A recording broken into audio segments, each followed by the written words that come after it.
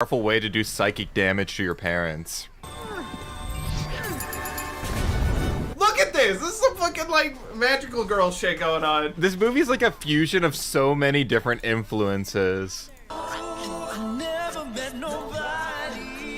One of the hardest scenes in all of media. This is what Martin Scorsese was talking about when he said cinema. I'm sorry. It's all my fault. I like how like the insecure version of them are ginger. It's beautiful. It's just like real life.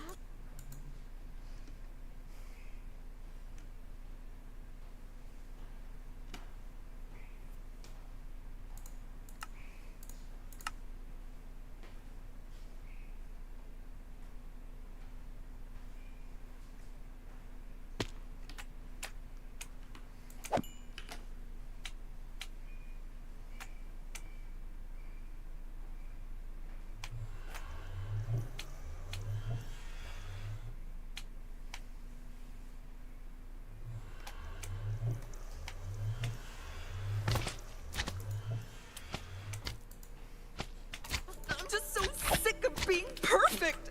I'm never gonna be good enough for her. Generational trauma. How many movies do we need about generational trauma? We got some good ones. Can we stop now? Like we solved trauma. Like, can we move on?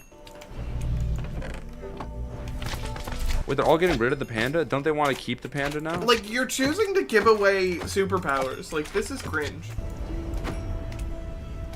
I wish I could get rid of my period like this. This is an analogy for the menopause part when your period goes away. That's why all the grannies went through. And she has to stay because she still has to, you know, keep her eggs for several more years.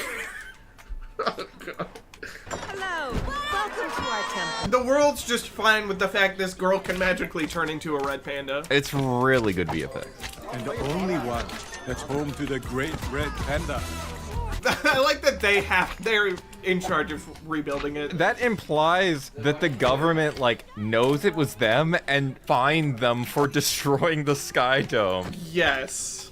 You're not going out like that, are you? My panda, my choice, Mom. What? My panda, my choice, Mom. I don't like that one. I don't like that one. It was, like, kind of making fun of something that's a little too real, so I don't really fuck with that one. Weird part of ourselves hidden away. And a lot of us never let it out.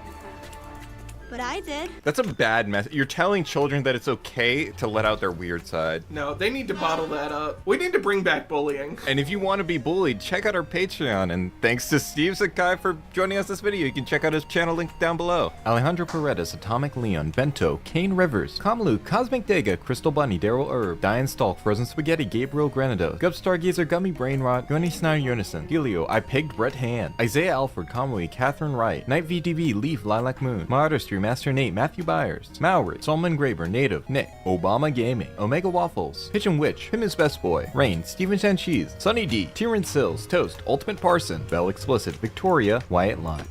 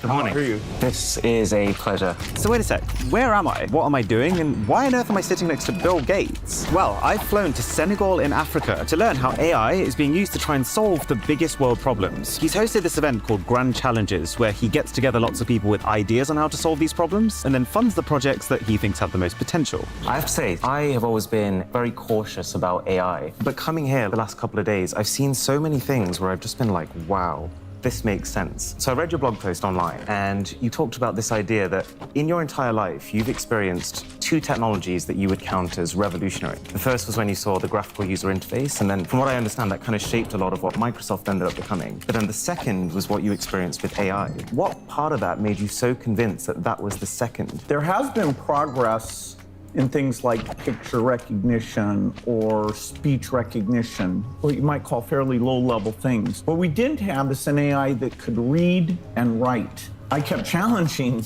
the people at Microsoft OpenAI with the specifics like, can you pass a test? So you set them this task of like, solve this biology AP paper. It'll probably take them like years, and they came back in a few months. That's right. And that night we were like, whoa. Now, what was especially cool about this is that the reason Bill picked this biology AP paper is that it's, well, A, particularly tough, but also B, it's one that can't be solved by just regurgitating information, which at this point is all AI could do.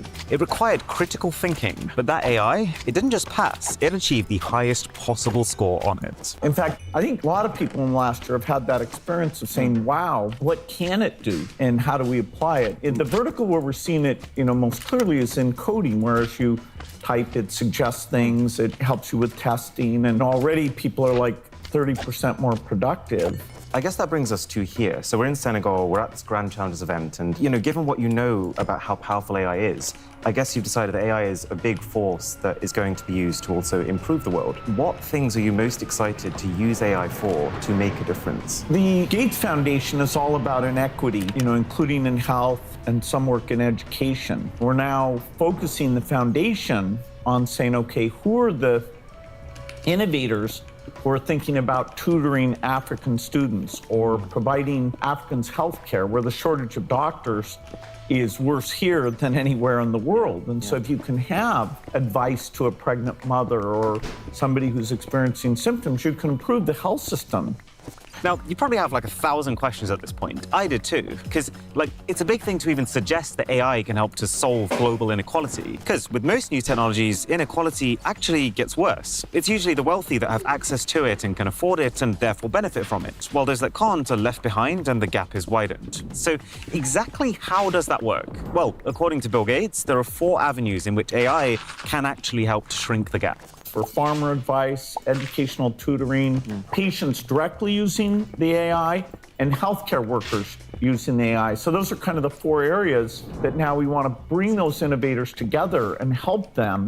So for farmers, one key thing that AI can do is pull together the information from weather forecasts, satellite images, various sensors, and even specific news outlets to tell them in simple terms when they should expect a new crop disease outbreak so that they can actually take preventative measures. For education, we're very used to the idea of the classroom being one teacher, 30 kids in front of them. But in a lot of less privileged areas, it might be one teacher to 100 kids. And within that, there'll be a vast range of different capabilities. So AI can be each student's personal tutor. It can teach them what they need to learn at the exact level they need to learn at, effectively allowing the smartest kids to not be held back and the people who are struggling to not be left behind. Plus, with an AI, you can ask unlimited questions and not be worried about judgment or holding the class up. Or, for another example, we saw an amazing example yesterday of textbooks not being localized to other languages. So a lot of these underprivileged countries, they don't have as good resources as we do in the West. But AI can not just create local language textbooks, but also create animated series where people are watching people who look like them and sound like them with their intonation explaining concepts at their exact level. Yeah, the tutoring capability, particularly for languages that in the past wouldn't have gotten the effort that English gets, is pretty phenomenal. And of course, it's not just text in, text out now. Now, we're taking avatars and having them speak. We have speech going in. So the additional modalities makes it even more accessible. And then, for patients, AI can be a way for them to have some medical support when otherwise they might have none. If it feels like hospitals in the UK or the US are understaffed, because when you go in you have to wait hours before getting seen, then in some parts of Africa, turn that hours into weeks. The queues are so outrageous that, no joke, every single year, millions of people who are completely savable are dying just waiting to be seen. But think about it, if every single patient had access to an AI chatbot that was trained in medical procedures, then at the very least, while waiting for a doctor, they could at least take steps to stop things getting worse. Plus, the added layer for a lot of these countries is they have very low literacy rates. So just handing out